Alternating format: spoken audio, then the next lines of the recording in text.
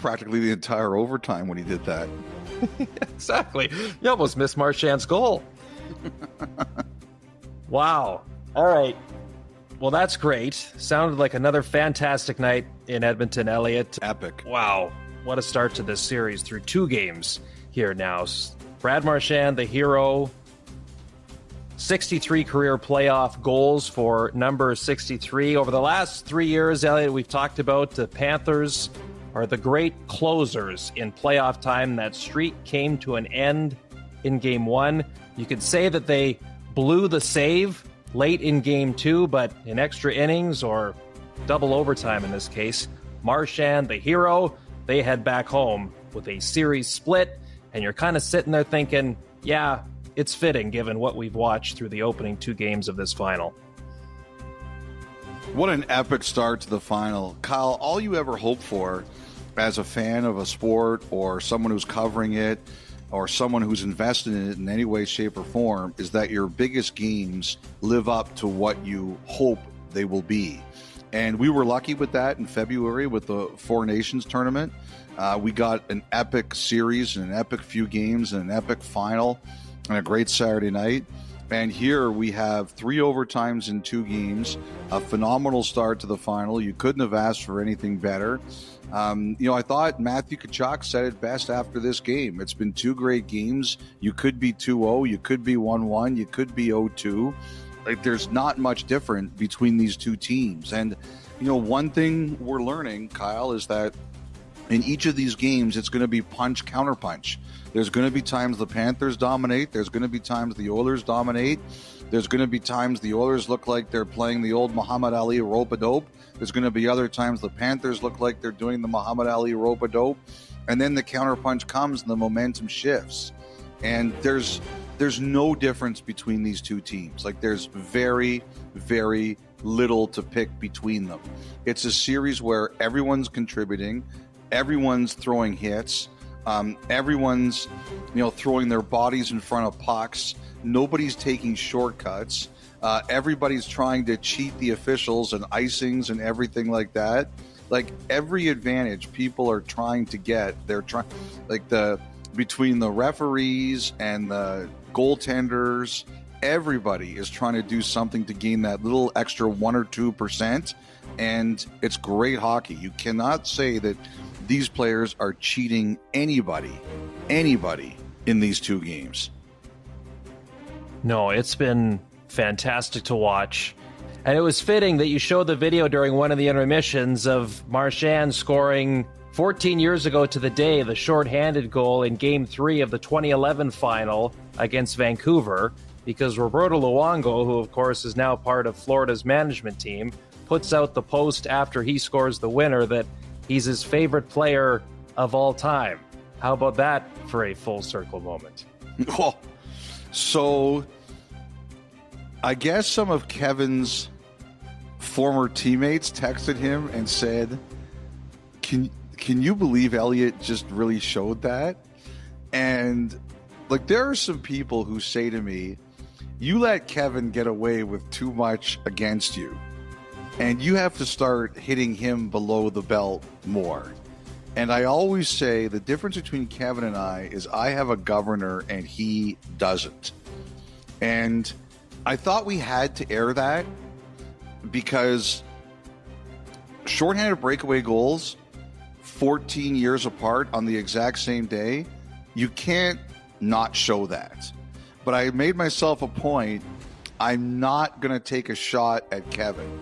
The honest truth is that is the one thing I will not poke fun at Kevin about, because going to the Stanley Cup Final Game 7 and losing like that, it sucks.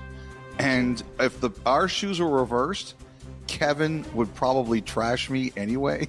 If our situation was reversed, Kevin would probably trash me anyway.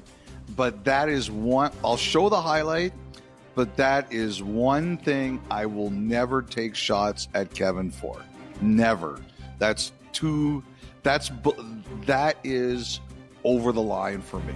So it wasn't actually a shot at Bieksa. It's just like it happened. You have to refer to it.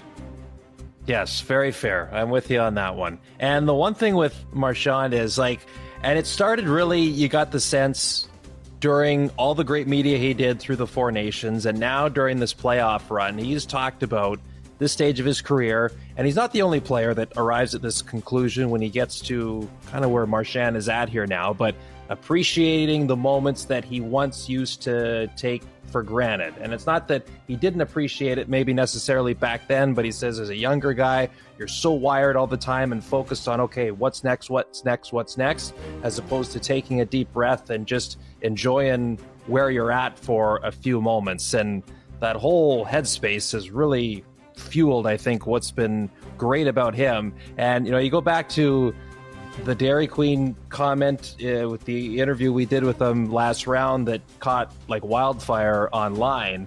And as you're kind of scrolling through some of the comments that come in from fans from around the world, how many of them are like, man, am I actually starting to like Brad Marchand? Or I used to really hate Brad Marchand, but you know what? Now I'm kind of starting to be a fan of him. It's becoming the ultimate heel to babyface turn, unless you're a fan of the Oilers, of course. But it's just been a remarkable run that he continues to be on. Kyle, you're more of a contemporary wrestling fan than I am. Most of my wrestling knowledge is old. What would be a comparable heel to babyface turn that Brad Marchand is doing in the NHL right now? Yeah, I mean, one of the great ones, and it's a little bit different because he started as the ultimate babyface, but Hulk Hogan, right? He goes NWO, he leaves for WCW, he comes back, and at WrestleMania 18 in Toronto, he fights The Rock in the main event. And it was like during that match, what started as Hogan heel, Rock face, by the end it had flipped. And it was like the WWE crowd had fallen back in love with Hogan over the course of that match, which I don't think the company, the wrestlers, not many people saw going into that night at then Skydome. That's one that comes to mind.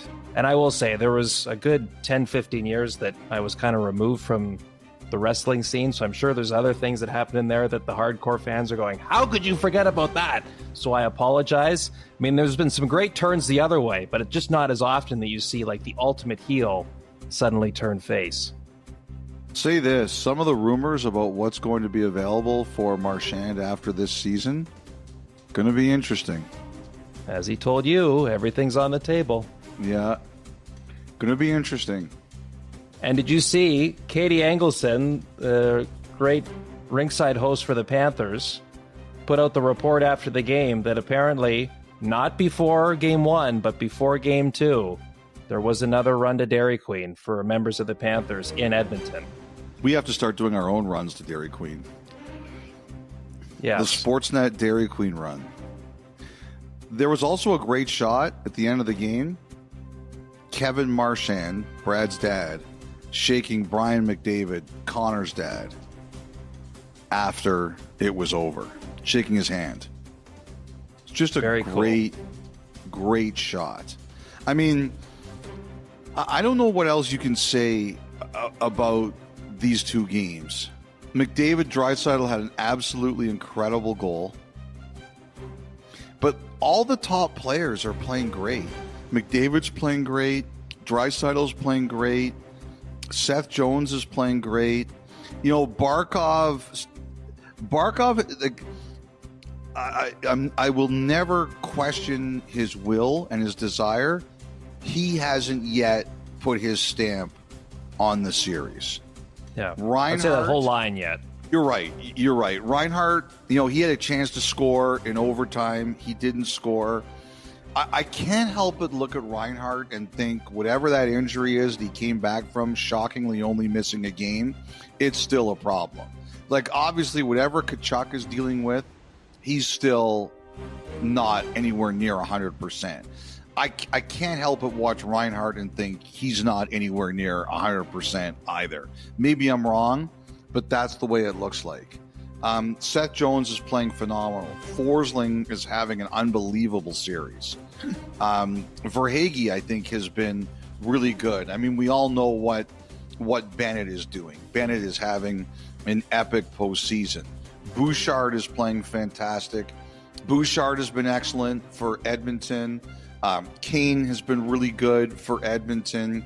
A lot of guys in this series have been really good. I think if you're Florida, the one guy you're looking at and you're saying there's room to go here for what his ceiling is, what he looks like at his best, it's Barkov. I think that's the one thing. If you're the Panthers and you're going home and you're saying we're tied at 1-1 and Barkov has kind of had the start he's had, you're feeling A, really good about it that you're tied, and B, you're feeling really good that he's too skilled, he's too talented, he's too determined. It's not going to last like this. Both goalies have had moments, and Bobrovsky and Skinner made some unbelievable saves in this one.